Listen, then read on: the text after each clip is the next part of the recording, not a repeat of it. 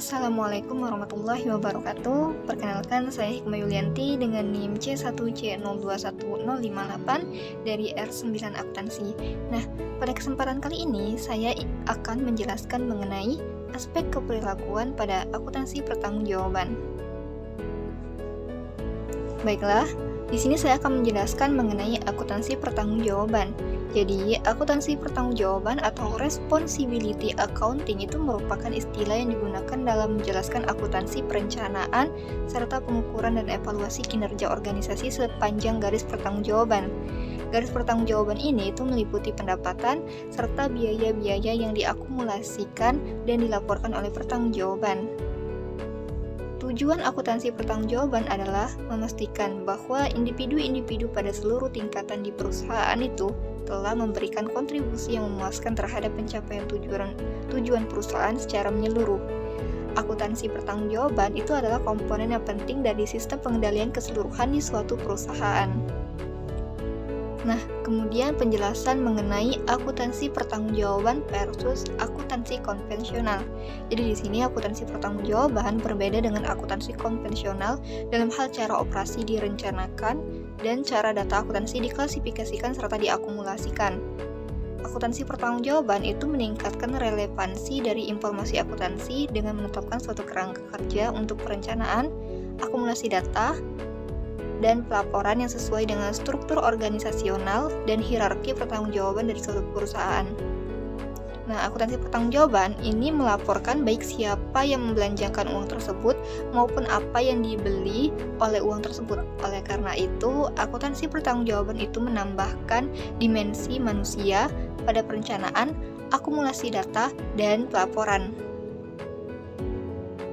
Kemudian akuntansi pertanggungjawaban ini menimbulkan kesadaran terhadap biaya dan pendapatan di seluruh organisasi serta memotivasi manajer segmen untuk berusaha ke arah pencapaian tujuan.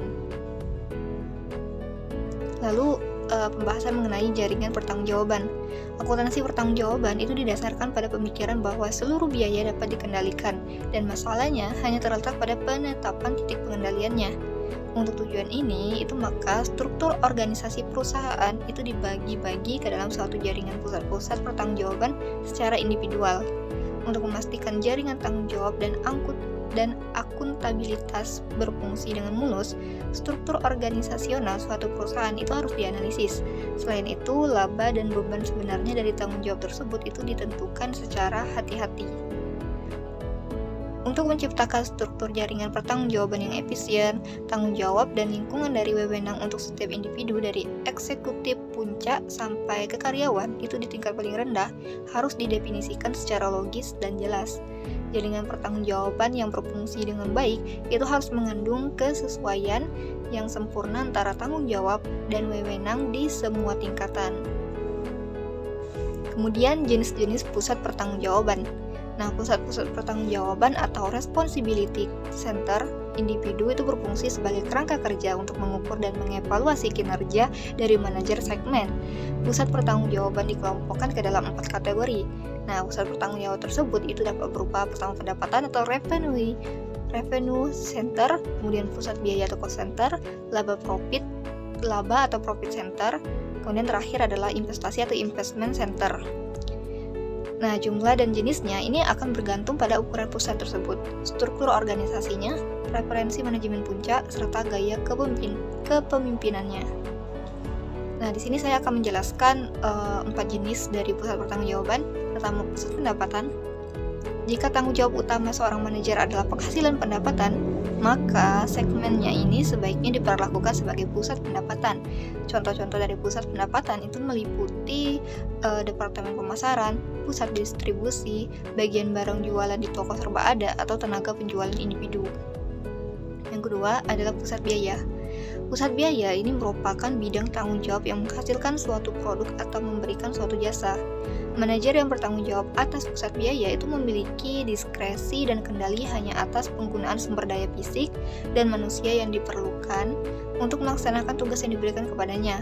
Secara umum, pusat biaya itu dapat dibedakan menjadi pusat biaya teknik atau pusat biaya standar dan pusat biaya kebijakan. Nah, yang ketiga adalah pusat laba. Pusat laba ini adalah segmen di mana manajer ini memiliki kendali baik atas pendapatan maupun biaya. Manajer dievaluasi berdasarkan efisiensi mereka dalam menghasilkan pendapatan dan mengendalikan biaya. Nah, contoh-contoh umum dari pusat laba adalah divisi korporat yang memproduksi dan menjual produknya. Nah, yang terakhir, yang keempat, pusat investasi. Manajer pusat investasi itu bertanggung jawab terhadap investasi dalam aset serta pengendalian atas pendapatan dan biaya. Mereka itu bertanggung jawab mencapai margin kontribusi dan target laba tertentu secara efisiensi dalam penggunaan aset. Kemudian penjelasan mengenai menerapkan pertanggungjawaban. Jadi setelah memilih jenis dari struktur organisasi, tugas penting berikutnya dalam membangun suatu sistem pertanggungjawaban yang efektif secara keperilakuan ini adalah menggambarkan pertanggungjawaban. Faktor paling penting dalam menggambarkan pertanggungjawaban adalah masalah tingkat diskresi dan pengendalian atas sumber daya yang diperlukan guna melaksanakan fungsi atau tugas yang didelegasikan. Nah, penggambaran akhir dari pertanggungjawaban itu seharusnya seimbang dan diterima oleh semua pihak yang terlibat. Jika dilakukan secara memadai, maka hal tersebut seharusnya bersifat superior secara motivasional dibandingkan dengan praktik-praktik umum yang menganggap manajer bertanggung jawab atas hal-hal yang tidak dapat mereka ubah. Kemudian perencanaan, akumulasi data, dan pelaporan berdasarkan pusat pertanggungjawaban. Ketika struktur jaringan pertanggungjawaban yang baik dibangun, maka hal ini akan menjadi suatu wahana untuk perencanaan, akumulasi data, dan pelaporan.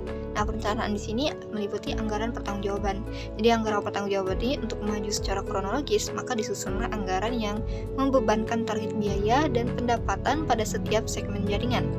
Karakteristik dari anggaran pertanggungjawaban adalah manajer pusat pertanggungjawaban itu dibebani target kinerja hanya untuk pos-pos pendapatan dan biaya yang dapat mereka kendalikan. Yang kedua adalah akumulasi data. Untuk memfasilitasi perbandingan periodik dengan berbagai perencanaan anggaran, akumulasi pos-pos laba dan beban aktual itu haruslah mengikuti pola jaringan pertanggungjawaban. Hal ini membutuhkan klasifikasi 3 dimensi terhadap biaya dan pendapatan selama proses akumulasi data. Nah, yang pertama, biaya diklasifikasikan berdasarkan pusat pertanggungjawabannya.